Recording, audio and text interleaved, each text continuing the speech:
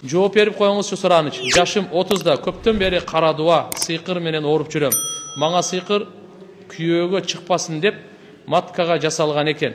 Турмушка чыкса, анан сыйкыр кетет экен. Бул ооруну оорубаган киши түшүнбөйт экен. Учурда менин оорумду көргөн байке чыгып жатат.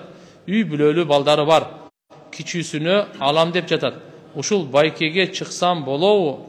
Эмне кеңеш бересиз? Көптөн бери ойлонуп, эч түбүнө жетпедим. Жин күйөө менен жашатпайт. Ооруңду түшүнгөнгө чыкпасаң деп жатышат. Ушул оору менен ооругандар. Үйдөгүлөр үй бүлөлүү экен деп жатышат. Мындан башка балдар деле чыгып жатат. Бирок алар билбейт менин оорумду. Практика жүзүндө көбүнөн көрдүм бул оору менен күйөөсү таштап кеткендерди. Оору өтүшүп кетсе рак кылат экен. Жаман нерсе жазсам кечирим сурайын. Жок, ал эмеде чындап эле боорукер болсо турмушка албай эле аны дарыласын ал. Экинчи аял кылып алып, анан кийин мен сени дарылайм, анан бактылуу кылам деп. Кулакат деп атпайбы? Андай эмес ал. Анан көрөк, эгерде чындап оору болгон болсо, колуңдан келсе, ошо жиндин жаш неме кыл дагы, башка турмушка кура берсин ал.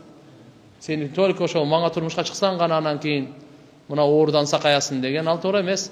Ага шифа берүүчү өзү кожоюн болуп алгандай го. Шифасын фабрикасынан бере эле. Алла берет шифаны. Кыз бала канча жашында турмушка чыгыш керек?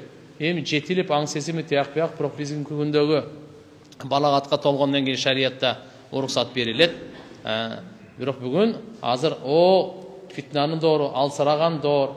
Ошо карап 18-19 жаш жакшы эле жаш. Көп эле кармабаш керек тугандар. Көп кармаган жакшы болбойт. Биздин жумушта коллегабыз орус, дин, христиан динин кармайт. Байкеси өлүп поминкага чакырып атат. Барса болобу, жана ошол жакта тамактанса болобу. Поминкасына барсаңар болот. Христиандар бар, башкалар бар го.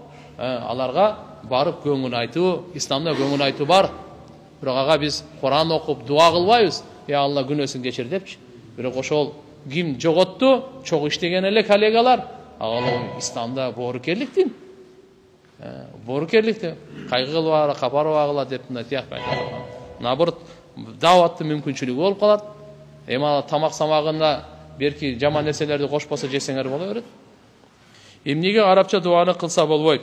Бирок чубак устаз нафил намаздардын саждасында болот дептир. А бирок салафи бир туугандар почти баары болот дешет.